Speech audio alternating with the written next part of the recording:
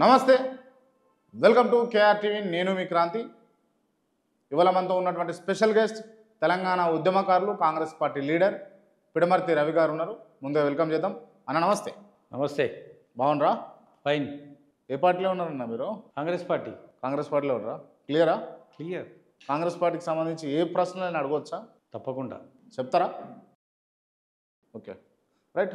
ఉద్యమ కాలంలో ఉన్నటువంటి పిడమర్తి రవికి ఇప్పుడున్నటువంటి పిడమర్తి రవికి తేడాలు అయితే ఉన్నాయి. ఆ తేడాలు ఏందో మీకు తెలిసి ఉంటే ఒకసారి చెప్పగలుగుతారా? అంటే ఉద్యమ కాలంలో మేము స్వతంత్రంగా నిర్ణయాలు తీసుకున్నాం.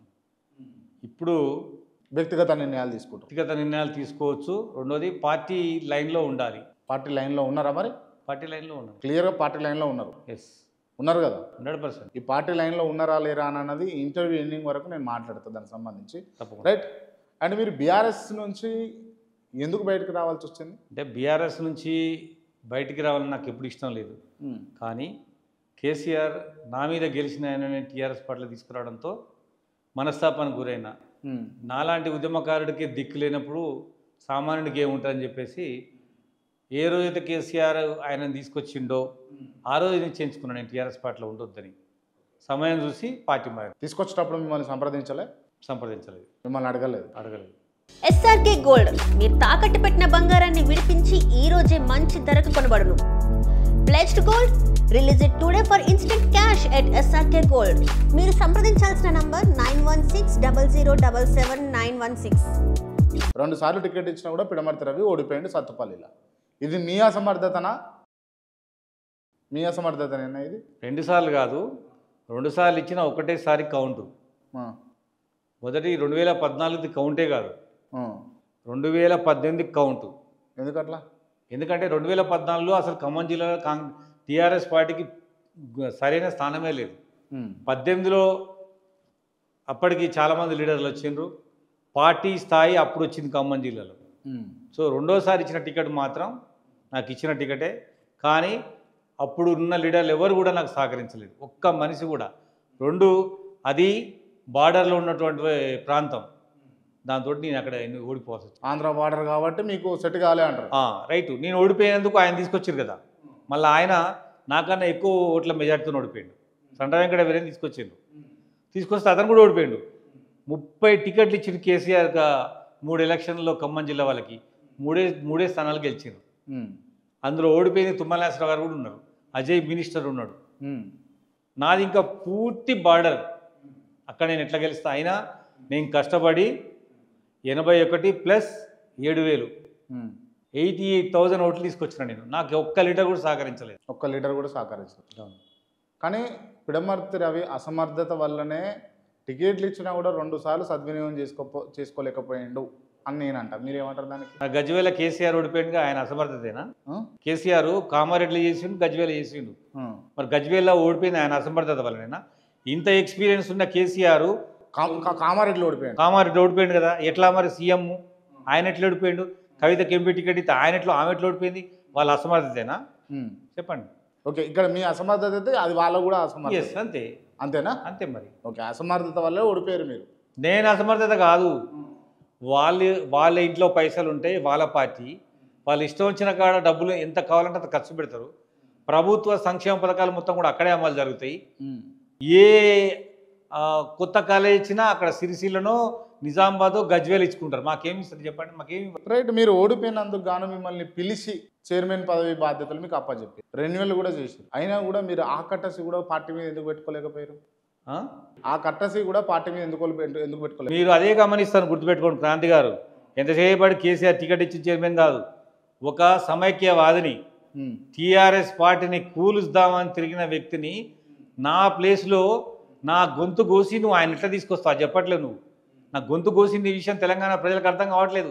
సండ్ర వెంకట వీరే అనే సమైక్యవాదిని నా ప్లేస్లో తీసుకొచ్చి ఎట్లా తీసుకుంటావు నువ్వు? నీకు ఎంత ధైర్యం అసలు?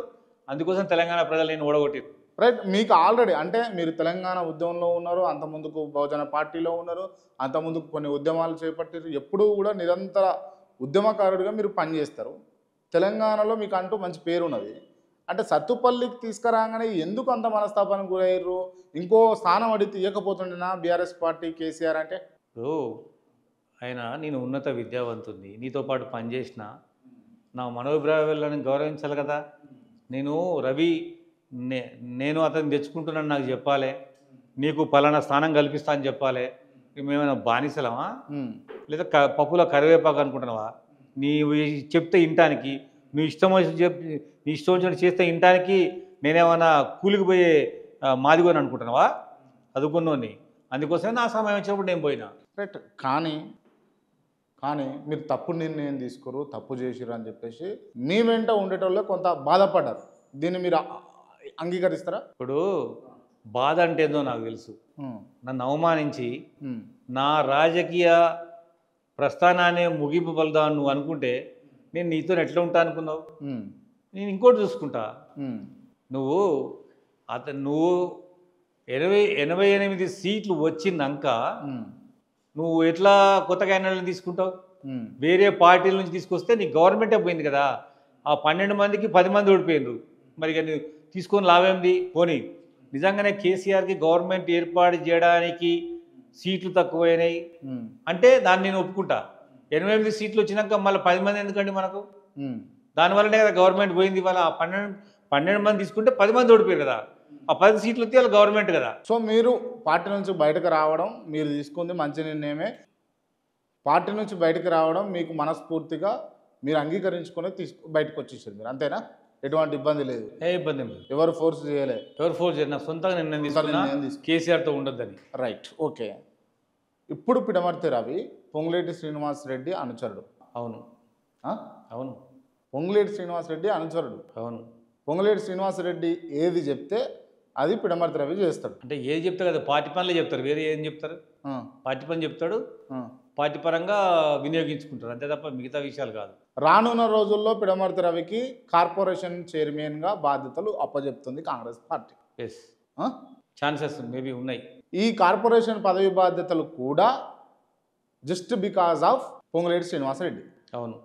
అంటే ఒక ఉద్యమకారుడు, ఒక తెలివికల్ల వ్యక్తి, ఒక 1000 మందిని ఈజీగా పోలరైజ్ చేయగలిగేటటువంటి పిడమర్తి రవి ఎమ్మెల్యే కంటెస్ట్ చేసి మళ్ళీ కార్పొరేషన్ చైర్మన్ పదవి బాధ్యతల కోసం పాకులాడుతుండా అని అంటే ఇప్పుడు టీఆర్ఎస్ పార్టీలో నేను కొట్లాడి తీసుకునే హక్కు నాకు ఉందాడ. అక్కడ లీడరు స్టేట్ లీడర్ అక్కడ కేసీఆర్. ఇది జాతీయ పార్టీ, పొంగులేటి శ్రీనివాసరెడ్డి గారి చేతిలో కూడా ఉండదు. సో అప్పటికీ ఆయన ప్రయత్నం చేస్తూ ఉన్నాడు, ఎమ్మెల్యే టికెట్ కానీ చైర్మన్ కానీ.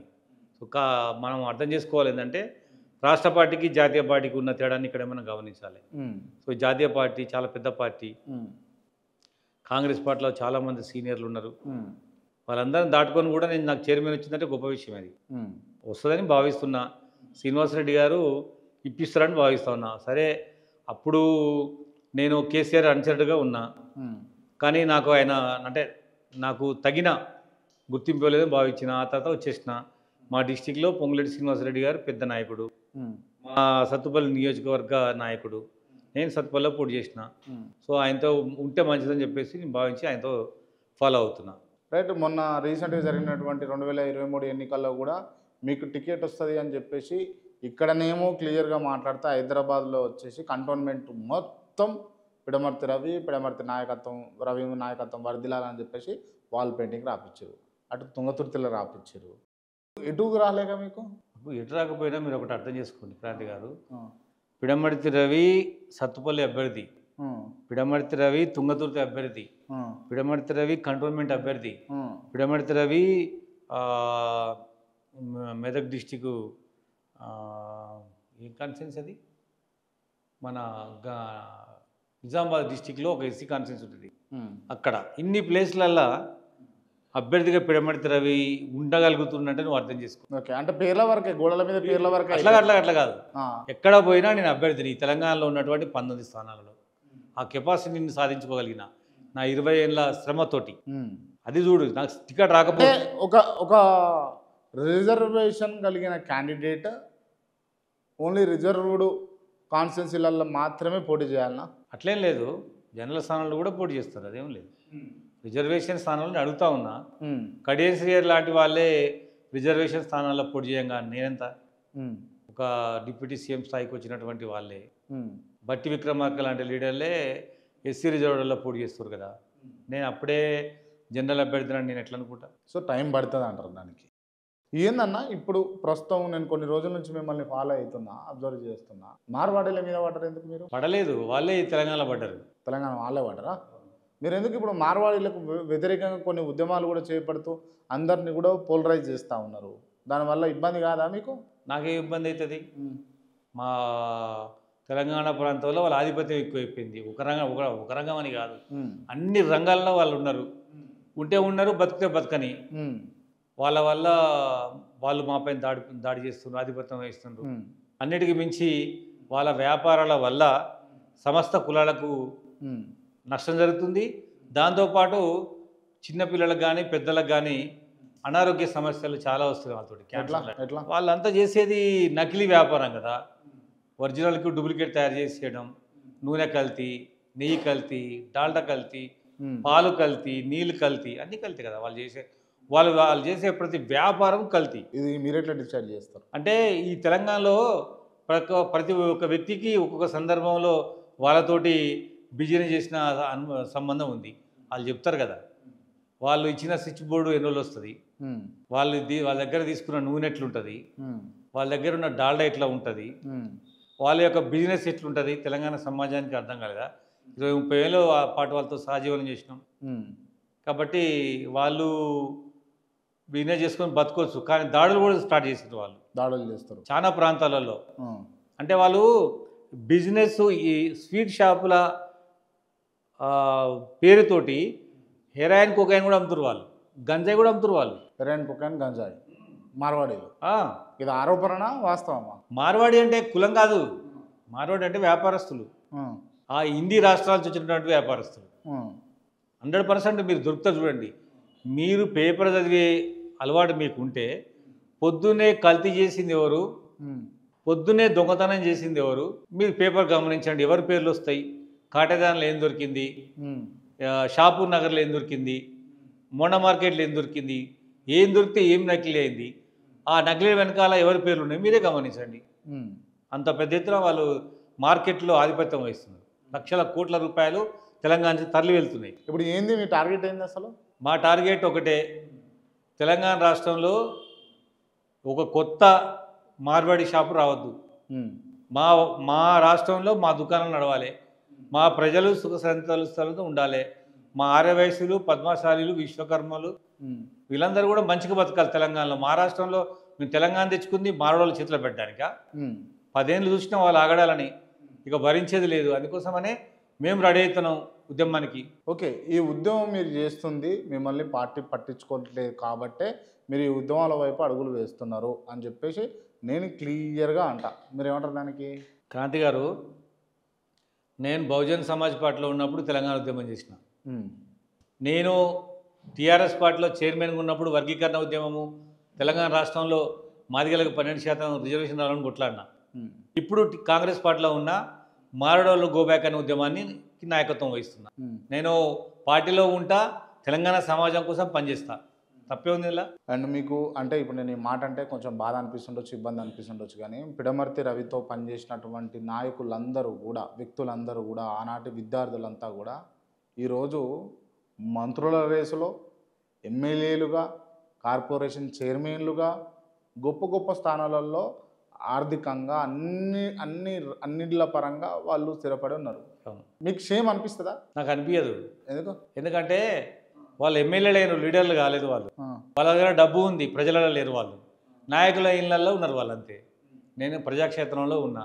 నేను చైర్మన్ వచ్చినా వర్గీకరణ కోసం కొట్లాడినా, నాకు ఎమ్మెల్యే టికెట్ రాకపోయినా ఇవాళ తెలంగాణ సమాజం కోసం మళ్ళొక్కసారి పనిచేస్తున్నా అనే గొప్పది ఉంది, కీర్తి ఉంది నాకు. వాళ్ళ దగ్గర డబ్బులు ఉన్నది, అంతే తప్ప వాళ్ళు లీడర్లు కాలేరు. బట్ అంటే గెలిస్తే ఎమ్మెల్యే గెలవచ్చునేమో తప్ప వాళ్ళు లీడర్ అయితే కాలేరు. బట్ మీరు ఒప్పుకోవాలి దీన్ని. అంటే పిడమర్తి రవికి ఒక్కప్పుడు ఉన్నటువంటి క్రెడిబిలిటీ ఇప్పుడు రాష్ట్రంలో లేదు అని నేనంట. అంటే ఇది నువ్వు ఇట్లా చూడదు దీన్ని. మన ముఖ్యమంత్రి గారు ఉన్నారు, ఒకసారి ఎమ్మెల్యే అయ్యిండు, ఒకసారి ఎంపీ అయ్యిండు, మళ్ళీ ఎమ్మెల్యే గెలిచి సీఎం అయ్యిండు. ఎంత దూరం పోయిండు? మా పొంగులేటి శ్రీనివాసరెడ్డి గారు ఎంపీ అయ్యిండు, ఎమ్మెల్యే అయ్యిండు, మినిస్టర్ అయ్యిండు. మరి అట్లా పోల్చుకుంటే వాళ్ళు చాలా తక్కువ కదా. మరి అవకాశాలు అనేవి రాజకీయ రంగంలో ఏ నిమిషంలో వస్తాయి. ఎట్లనే అవుతాడు వ్యక్తి. అంటే పవన్ కళ్యాణ్ నేనేమంటున్నానంటే ఇప్పుడు ఎవరైతే మీరని నాతో పాటు పనిచేసిన వాళ్ళు వెళ్ళలేను కదా, వాళ్ళ జీవితంలో వాళ్ళ ఎమ్మెల్యేలు కారు. రాసుకోది శాపనాధారాలు పెడతారు. లేదు అనుభవంతో చెప్తుంది. ఇక వాళ్ళ గారు అయిపోయింది వాళ్ళ టర్మ్. నా టర్మ్ స్టార్ట్ కావాల్సి ఉంది అంతే. మీ టర్మ్ ఏడో స్టార్ట్ అయితే కాంగ్రెస్ పార్టీ స్టార్ట్ అవుతుందా మరి? 100% చైర్మన్ అయితే వచ్చే ఎన్నికల్లో అభ్యర్థి అవుతా. రైట్. మీకు అంటే 2 సార్లు ఎమ్మెల్యే టికెట్ ఇచ్చి ఒకసారి కార్పొరేషన్ చైర్మన్, మిమ్మల్ని కార్పొరేషన్ చైర్మన్గా చేసుకున్నటువంటి బీఆర్ఎస్ పార్టీ కేసీఆర్ కేటీఆర్ని కాదన్న మీరు రేపటి నాడు అవకాశం ఇవ్వకపోతే కాంగ్రెస్ పార్టీని కాదు ఇది పెద్ద పనికిరాని పార్టీ అని అనరు అన్న సందేహం ఏమైనా ఉంటుందా? అయితే నేను చెప్తున్నానండి, కాంగ్రెస్ పార్టీకి ఇతర పార్టీలకు చాలా తేడా ఉంది. టీఆర్ఎస్ పార్టీకి లక్ష్యం అంటూ ఏం లేదు, వాళ్ళకు సిద్ధాంతం లేదు. సో వాళ్ళు నన్ను కాదనుకున్నాను, నేను కూడా వాళ్ళని కాదనుకున్నా. కాంగ్రెస్ పార్టీ ఏంటంటే సెక్యులర్ పార్టీ. ఎవరైనా వాళ్ళ అభిప్రాయాలను స్పష్టంగా మాట్లాడుకోవచ్చు.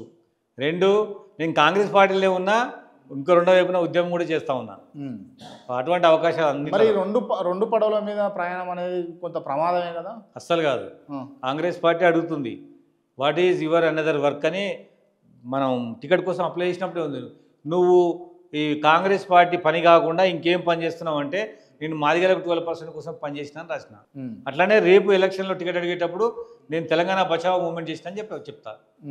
నాకున్నటువంటి అంటే ఇది ఎలక్షన్లలో కంటెస్ట్ చేయడం కోసమే చేస్తున్నటువంటి మూవ్మెంట్ కాదు.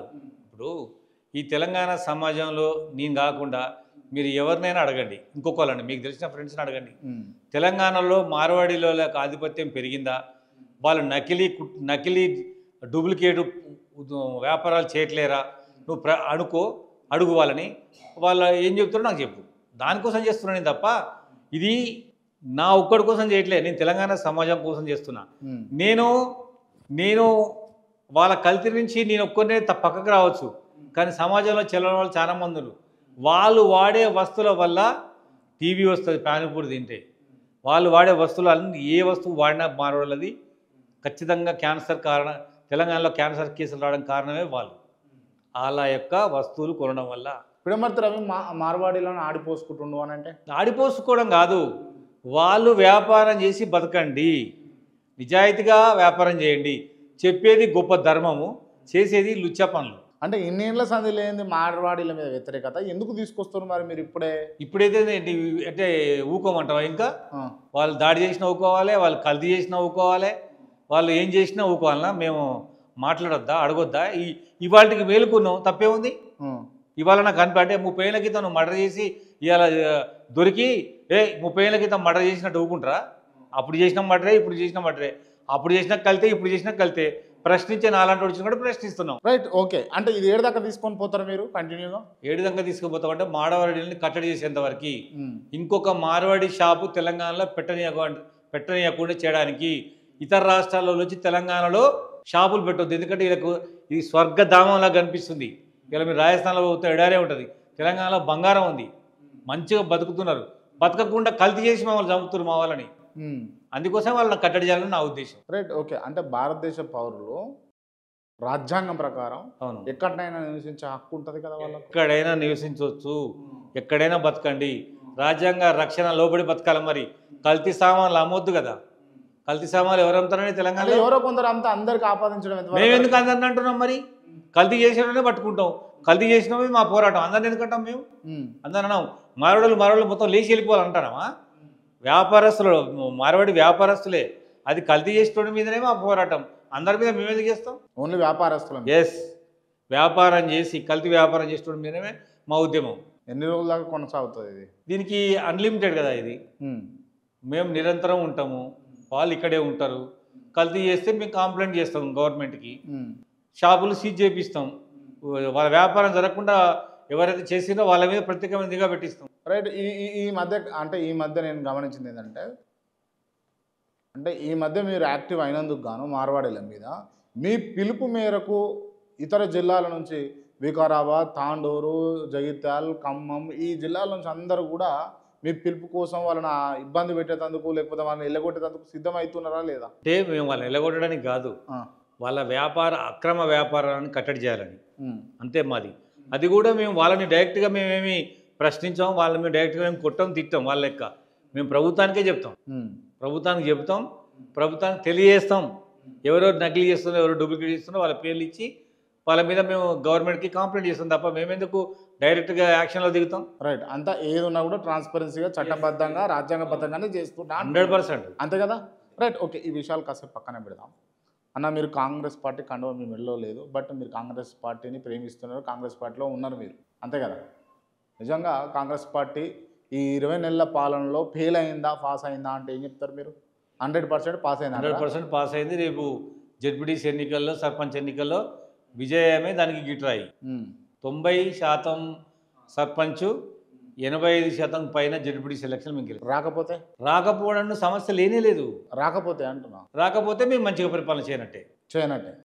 క్లియర్. ఇది బీఆర్ఎస్ సోషల్ మీడియాలో వాడుకొని మేము చేసినాం కాబట్టి మమ్మల్ని ప్రజలు గెలిపిస్తారు. రేవంత్ రెడ్డి గారు చేసిన 20 నెలల పాలనకు ఎలక్షన్లు ఒక అభిప్రాయం కిందనే తీసుకుంటారు జనాలు. చూడు మరి మేము గెలిస్తే, మరి మేము మొత్తం గెలిస్తే మీరు అన్నట్టే మీరు ఓకే. మరి అదే రేవంత్ రెడ్డి గారి పరిపాలనలో ప్రజలు ఇవాళ రోజైతే మేము పక్కా గెలుస్తాం. ఇవాళ వరకు ఇంకా 4 నెలలు 5 నెలలకు పెడితే 5 నెలలకు ఆ విషయం కాదు అనేది. ఇవాళ వరకు మేము చాలా బాగున్నాం, చాలా మంచిగా చేసినాం పని.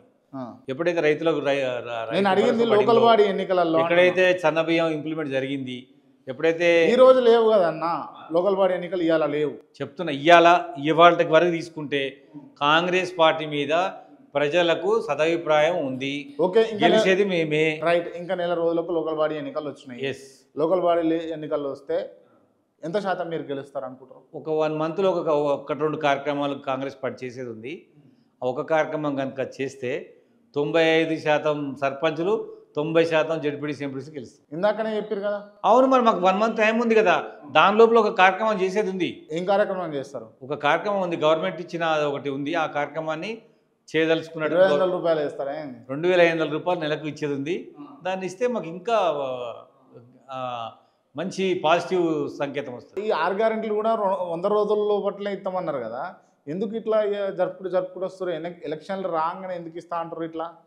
నిజంగానే రేవంత్ రెడ్డి గారు ఏమనుకుంటారంటే కేసీఆర్ చేసిపోయినటువంటి ఆర్థిక అరాచకం వల్ల ఆయనకు చేదిప్పుకోవడానికే టైం లేక సరిపోలేదు సమయం. అన్న, మీరు చదువుకున్న వాళ్ళు, గొప్పోళ్ళు, విద్యావంతులు, విజ్ఞానులు, ఉద్యమకారులు, మీరు ఇట్లా అప్పుల గురించి మాట్లాడద్దు.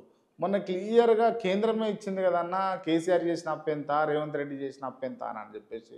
మీకు విషయం చెప్పాలా, తెలంగాణలో ఇప్పుడు జనాల దగ్గర డబ్బులు లేదు. ఎందుకు లేదు? రియల్ ఎస్టేట్ పడిపోయింది. రియల్ ఎస్టేట్ ఎందుకు పడిపోయింది? హైడ్రా తెచ్చిండు. ఎందుకు అట్లాంటి హైడ్రా అయితే హైదరాబాద్లో ఉంది కదా, మరి ఖమ్మం జిల్లాలో కూడా హైడ్రా లేదు కదా, మరి అక్కడ పడిపోయింది. ఎక్కడ అమ్మకాలు కొనుగోలు లేవు అన్న. ఒక 5 కుటుంబంలో 5 ఉన్నారు అనుకోండి. ఒకరు తీవ్రంగా జ్వరం వచ్చి అస్వస్థతకు గురై ఆరోగ్యం బాగాలేక హాస్పిటల్లో పడ్డప్పుడు ఈ ఒక్కడే బాగాలేడు కదా అని చెప్పేసి వీళ్ళు 4 అందరూ కూడా అంతకుముందుకున్నంత యాక్టివ్గా ఉండరు. అదేవిధంగా హైదరాబాద్ నాడీ వ్యవస్థ హైదరాబాద్లో దెబ్బతిన్న తర్వాత చుట్టూ ప్రాంతాలల్లో ఎట్లా నడుస్తుంది రియల్ ఎస్టేట్ చెప్పండి మీరు. మీ అభిప్రాయంతో నేను అసలే ఏకీభవించాను. హైడ్రాకు ఇతర జిల్లాలకు జరిగే రియల్ ఎస్టేట్ వ్యాపారానికి సంబంధమే లేదు. ఎందుకు తగ్గింది? ఎప్పుడైతే రేవంత్ రెడ్డి గారు, ఇది చాలా ఘోరం, ఇది రేవంత్ రెడ్డి గారు ముఖ్యమంత్రి కావడానికి రియల్ ఎస్టేట్ తగ్గిపోవడానికి లింక్ ఏందో నాకు అర్థం కావట్లేదు. మరి నాకు కూడా అర్థమవుతలేదు ఎందుకు ఇట్లా తగ్గిపోయింది, ఎందుకు దివాలా తీసారు అంతా కూడా. ఒక సాచురేషన్ పాయింట్కి జరిగింది రియల్ ఎస్టేట్, అక్కడ ఆగిపోయిందని నేను అనుకుంటుంది తప్ప ఇది రేవంత్ రెడ్డి గారికి, ఇది కాంగ్రెస్ పార్టీకి రియల్ ఎస్టేట్ సంబంధమే లేదు. దెన్ ఓకే, ఆగిపోతే ఏం కావాలి అంటే 1,00,000 రూపాయలకి ఎకరం పోతుంటే ఇప్పుడు కూడా ఆ 1,00,000 రూపాయలకే ఉండాలి ఎకరం. కానీ ఇప్పుడు 90,000 50,000 అమ్ముకోవడానికి రెడీ. 50,000 రూపాయలకు నువ్వు ఎకరం ఇప్పిస్తావు మేము అనుకుంటాం. మాట చెప్తున్నా, ధోరణి చెప్తున్నా అన్న నేను.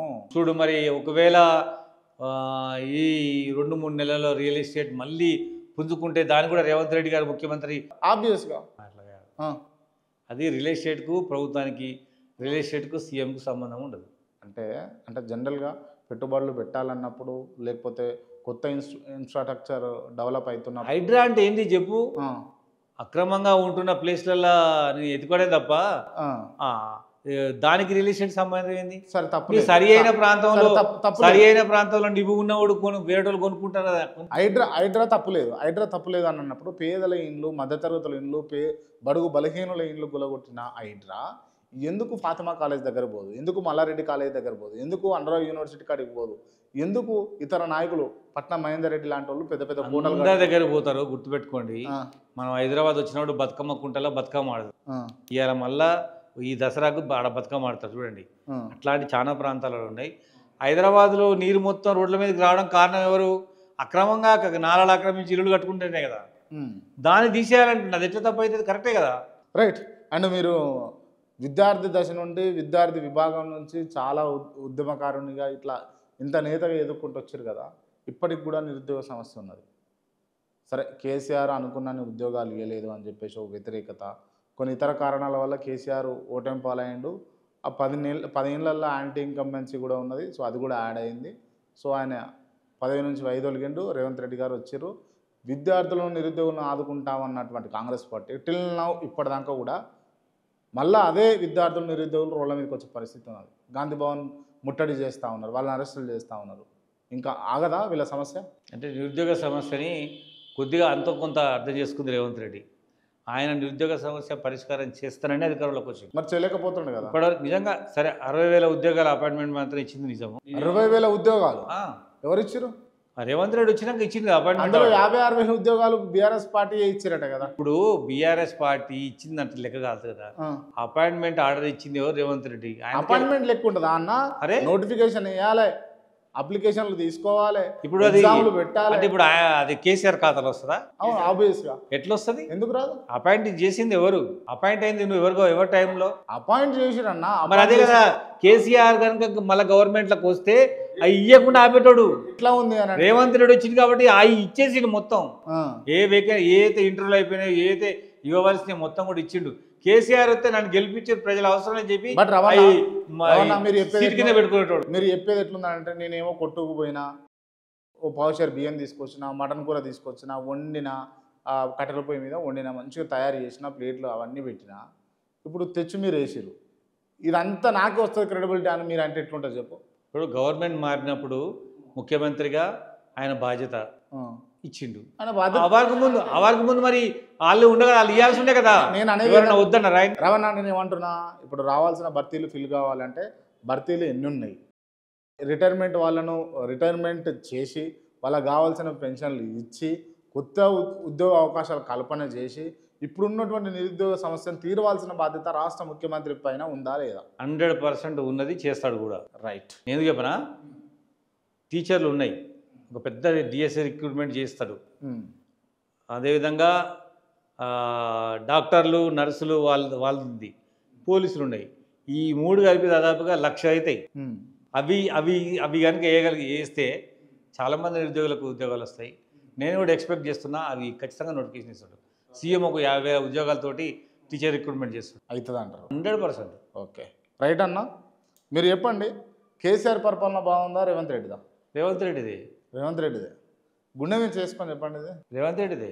గుండె మీద చేసుకుంటారు. అసలు ఆయన అపాయింట్మెంట్ అయ్యాడు కదా, మనసులతోనే మాట్లాడు. కానీ పెన్షన్లు వచ్చినాయి. పెన్షన్లు ఇప్పుడు కూడా వస్తున్నాయి. రైతు బంధు వచ్చింది, ఇప్పుడు కూడా వస్తున్నాయి. మీరు ఇస్తాన్న రైతు బంధు, మీరు పెంచుతాన్న పెన్షన్లు ఇస్తలేరు. మీరు ఇప్పుడు పెన్షన్ కూడా ఇస్తాడు. ఎప్పుడు ఇస్తారన్న? ఇస్తాడు ఆయన. జర కుదురుకొని అన్నీ నీకు ఏదైతే ఎన్నికలప్పుడు చెప్పిండో అవన్నీ కూడా అమలు పరుస్తాడు రేవంత్ రెడ్డి. అమలుపరిచే ఎన్నికలకు వెళ్తాడు రేపు. అంటే 100 రోజులల్లో పూర్తి చేస్తా అన్న హామీలన్నీ కూడా చివరి 100 రోజులు అన్నట్టు, మొదటి 100 రోజులు కాదన్నట్టు. ఇప్పుడు డబుల్ బెడ్రూమ్లు నడుస్తున్నా లేదా పని అన్న? డబుల్ బెడ్రూమ్ విషయాన్ని తీసుకుంటే మీరు 5 లక్షలు ఇచ్చే 5 లక్షలు మీరు ఎవరన్నా చెప్పడానికి ఎన్ని గజాలలో కట్టుకోవాలి, ఎంతలో కట్టుకోవాలని 5 లక్షలు లబ్ధిదారునికి ఇస్తే ఆయన స్థాయిని తగ్గట్టు 5 లక్షలు మీరు ఇస్తే 5 లక్షలు అప్పు తెచ్చుకోనా లేకపోతే ఏదో చేసి కట్టుకుంటాడు. కానీ ఇన్ని గజాలనే కట్టుకోవాలి, ఇంతలనే కట్టుకోవాలి అండ్ ఎక్కడిది? అంటే ఇప్పుడు గ్రామాలలో జనాలకు కూడా అంత పెద్ద స్థలం లేదు. 60 గజాల వరకు కూడా 5 లక్షల రూపాయల లోపల సరిపోతాయి. అందుకోసం గవర్నమెంట్ ఆ నిబంధన పెట్టింది. కట్టుకుంటాడు కదన్నా. ఇప్పుడు రవాణా సెంటర్లోనూ 5 లక్షలు అడుక్కుంటారు. కట్టుకో, ఎవరైనా పైన వేసుకో, తర్వాత నెక్స్ట్ అయిపోయినాక. ఎందుకు ఎలుపు కట్టుకోవద్దా? రేవంత్ రెడ్డిలేమో ఎలుపు ఉండాలి, వెడల్పు ఉండాలి, 500, 600 ఇసప్టీలలో ఉండాలా? వీళ్ళది ఉండదు దాన్ని అంత. ఇప్పుడు ఈ 60 గజాలు ఉంటుంది, దీని మీద ఇంక నువ్వు వేసుకో, ఇది అయిపోయినాక, నిర్మాణం అయిపోయినాక ఏం తప్పేం లేదు. అంటే సన్నగా డబ్బా లెక్కనే ఉండాలంటారు, అంతేనా? అగ్గిపెట్ట లెక్కలా? అట్లేం లేదు. ప్రభుత్వం ఇచ్చిన 5 లక్షల రూపాయల లోపల చేయాలని కదా, గవర్నమెంటే సొంతంగా 5 లక్షలు పెట్టి కట్టియాలని. నీకు ఆల్రెడీ 5 లక్షల రూపాయలు ఉన్నప్పుడు మనం నువ్వు ఎట్లాడుతావు ఇల్లు? అప్పు తెచ్చుకుంటాడు 5 లక్షలు. ఎందుకు అనవసరంగా అప్పులు పాలయ్యేది? ఉన్న దాంట్లో చూసుకోవాలా. రవాణా చెప్పేది ఏంటంటే అప్పు తెచ్చి కట్టుకునేందుకు ఇచ్చిందంటే కట్టుకోరు అని అంటారు. అవును, అప్పు చేసి ఎందుకు పప్పు కూడా తినేది? Right, okay. రాబోయే రోజులల్లో పిడమర్తి రవిని ఏ స్థానంలో చూడొచ్చు రాజకీయంగా మేము? చైర్మన్గా చూడొచ్చు. అంటే చైర్మన్ వరకే పరిమితమేనా? ఆ తర్వాత కదా ఎలక్షన్స్ వచ్చాయి, అప్పుడు ఎమ్మెల్యే రేస్లో చూడొచ్చు. రైట్, మీ టార్గెట్ ఏంటి అసలు? జీవిత లక్ష్యం అయితే ఎమ్మెల్యే కావాలండి, అంతకన్నా ఎక్కువ పెట్టుకోలేదు. ఏం లేదు ఇక. ఎమ్మెల్యే కావాలి ఒకసారి. మినిస్టర్, ముఖ్యమంత్రి ఒకసారి ఎమ్మెల్యే కావాలంతే, అంతవరకే ఇక. ఏం చేస్తారు ఒక్కసారి ఎమ్మెల్యే అయిన తర్వాత? నాకు కొన్ని లక్ష్యాలు ఉన్నాయి, ఆ నియోజకవర్గంలో చేయాల్సిన పనులు కొన్ని ఉన్నాయి, అవన్నీ చేయాలని. సో అది లక్ష్యంగా పెట్టుకున్నారు మీరు. పర్టికులర్గా ఏ కాన్స్టిట్యున్సీ? సత్తుపల్లి. మీ పేర్లు మరి ఇటు కంటోన్మెంటు, తుంగతుర్తి, నిజామాబాద్లో ఒక కాన్స్టిట్యున్సీ, జుక్కల్, ఇవన్నీ వినిపిస్తున్నాయి మరి ఇవేట్లా? ఇప్పుడు లేవో అవన్నీ, అవన్నీ ఆపేసి ఒక సత్తుపల్లి మీదనే దృష్టి పెట్టాలనుకుంటున్నాను. సక్సీడ్ అవుతారా ఈసారి అయినా? అవకాశం ఎక్కువ ఉంది. అవుతా అంటారు. Right, wish all the best అన్న. Thank you. అండ్ మీరు ఏదైతే పోరాటం చేస్తూ ఉన్నారో సక్సెస్ఫుల్ కావాలని చెప్పేసి నేను కూడా కోరుకుంటున్నా. Thank you so much. And interview close చేసే ముందు నేను కొంతమంది పేర్లు చెప్తా, వాళ్ళకి సంబంధించి ఓన్లీ 1 వర్డ్ ఆన్సర్. ముందుగా కేసీఆర్ అవుట్డేటెడ్ లీడర్ తెలంగాణలో. Revanth Reddy rising, Telangana rising. పొంగులేటి శ్రీనివాస్ రెడ్డి తెలంగాణ ఆశకిరణం. మంత్రి తుమ్మల నాగేశ్వరరావు. Most experienced Uttam Kumar Reddy. చాలా ఎక్స్పీరియన్స్డ్ నీటిపారుదల రంగంలో నిపుణుడు. కోమటిరెడ్డి వెంకటరెడ్డి. కాంగ్రెస్ పార్టీకి లాయల్. సీతక్క చాలా గొప్ప నాయకురాలు. బాల్క సుమన్. ఆయన గురించి చెప్పలేము. దూదిమెట్ల బాలరాజు. భవిష్యత్తు నాయకుడు. ఈటల రాజేందర్. ముఖ్యమంత్రి పదవి కావాలని బాగా ఆశపడుతున్న వ్యక్తి. మందకృష్ణ మాదిగ. తెలంగాణలో పెద్ద ప్రజా ఉద్యమ నాయకుడు. కేటీఆర్. రాజకీయానికి ఎక్కువ, సినిమా యాక్టర్కి తక్కువ. కల్వకుంట్ల కవిత. బాగా డబ్బాశ ఉన్న వ్యక్తి. హరీష్ రావు. కుటిల రాజకీయ నాయకుడు. మైనంపల్లి హనుమంతరావు. అన్న హైదరాబాద్ డాన్. బండి సంజయ్. ఆయన గురించి పెద్దగా నాకు తెలియదు. రఘునందన్ రావు. మంచి వక్త. అద్దంకి దయాకర్. భవిష్యత్తు లీడర్. పిడమర్తి రవి. ఆశావాది. జర్నలిస్ట్ క్రాంతి. ఈ రంగంలో చాలా ఫాస్ట్. థ్యాంక్ యూ అన్న, థ్యాంక్ యూ సో మచ్. ఈ నెల 20 తారీఖున బచావ్ మూమెంట్కి సంబంధించి బషీర్బాగ్ ప్రెస్ క్లబ్లో మధ్యాహ్నం 2 గంటలకు జరిగే కార్యక్రమానికి తెలంగాణలో ఉన్నటువంటి నాయకులందరూ కూడా హాజరు కావాలని కేఆర్టీవీ తరపు నుంచి మీ విజ్ఞప్తి చేస్తాను. Right, thank you. రవణ కోరినట్టుగా ఖచ్చితంగా అంటే మీరు దీనికి సహకరిస్తారని చెప్పేసి కూడా నేను కూడా భావిస్తా ఉన్నా.